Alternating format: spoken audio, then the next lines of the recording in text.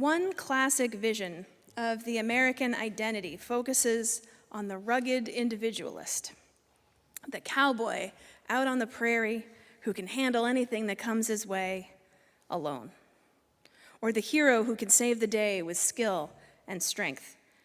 We have lifted up a narrative of a lonely hero with a kind of machismo that is nonsense.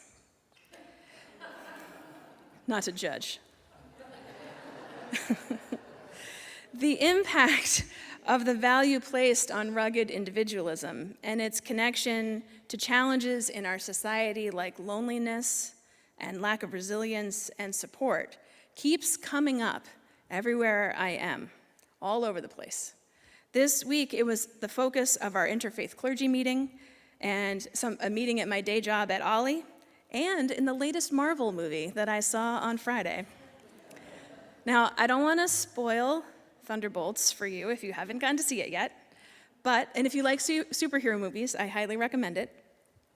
But it deals with the impacts of trauma on some of its characters, including depression, addiction, and isolation. Importantly, community and a group hug basically saves the world. I was sitting in the theater, and as that hug was starting to happen, I felt in my gut, oh my God, this is my sermon, and it's happening in a Marvel movie.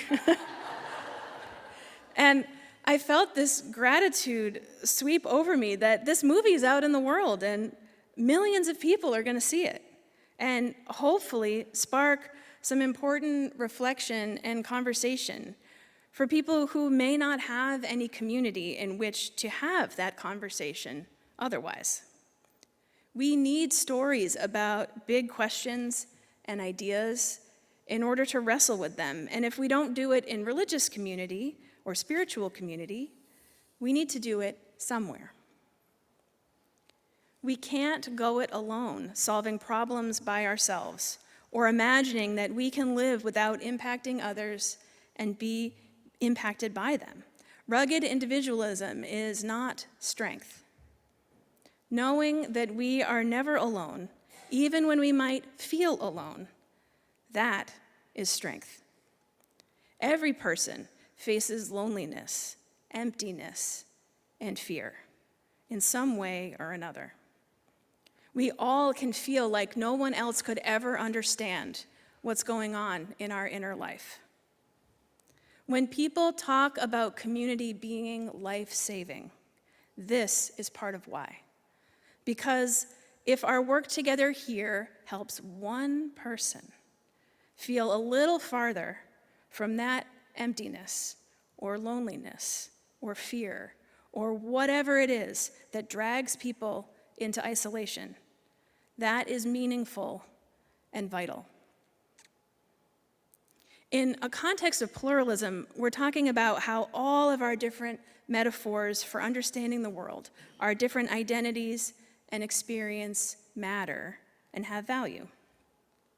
Some have described Unitarian Universalism as a tradition where every person builds their own beliefs, which in some ways is true.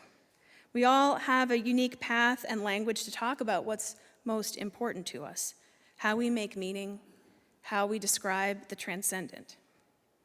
But I would argue that fundamental to Unitarian Universalism is not that each person will believe differently, but that we together recognize that there is value and meaning in being together, and that together we are part of a web that can hold everyone.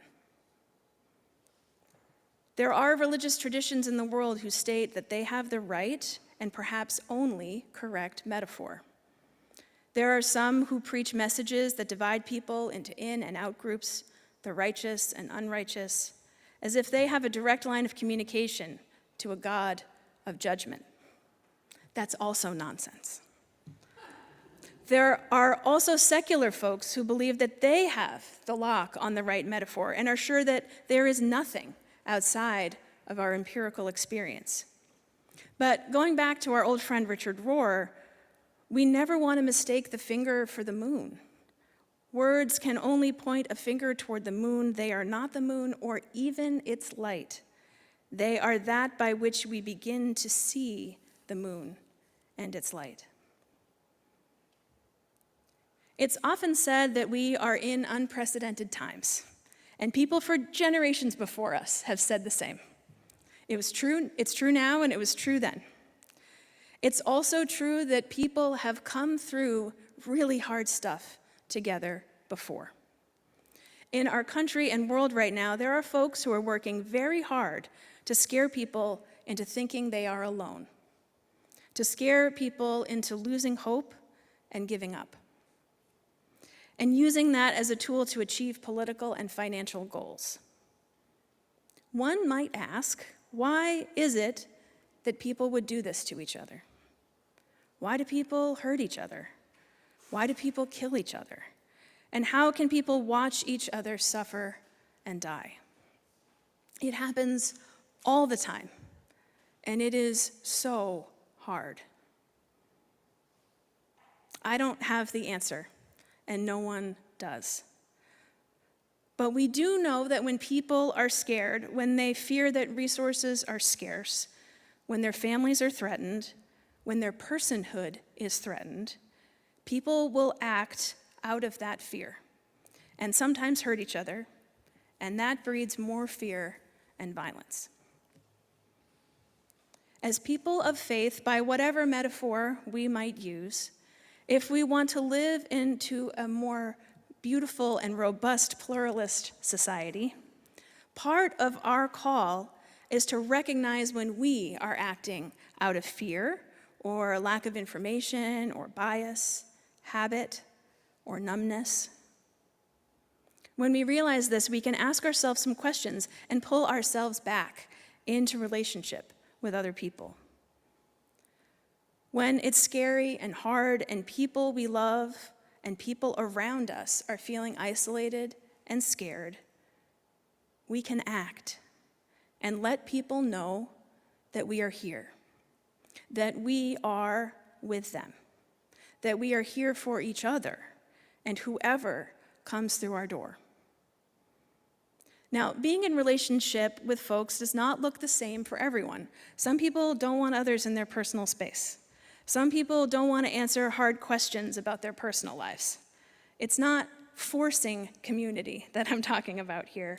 I mean accompaniment and listening to what people ask for. We can invite into relationship people who are different than us. And when we do it, we can do it with integrity, open ears, and hearts.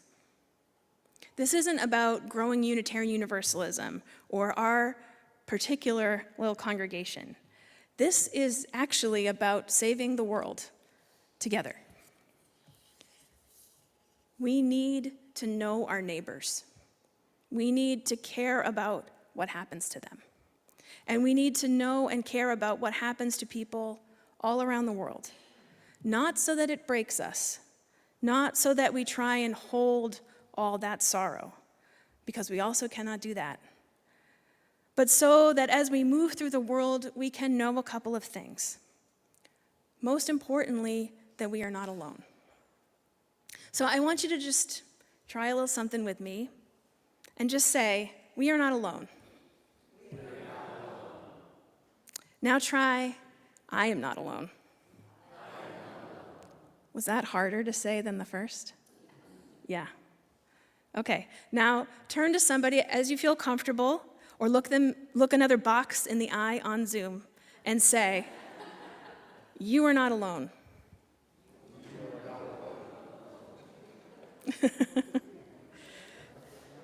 Great. All right, now try it with me one more time. I am not alone. We are not alone. You are not alone. We as individuals can't change world politics. But as we talked about a couple of weeks ago, every act of kindness, every act of compassion, every relationship plants a seed. Every connection with someone else can matter in ways we will never fully know. We are all sacred beings, diverse in culture, experience, and theology. And We are not alone. One more time. We are not alone. So may it be, and amen.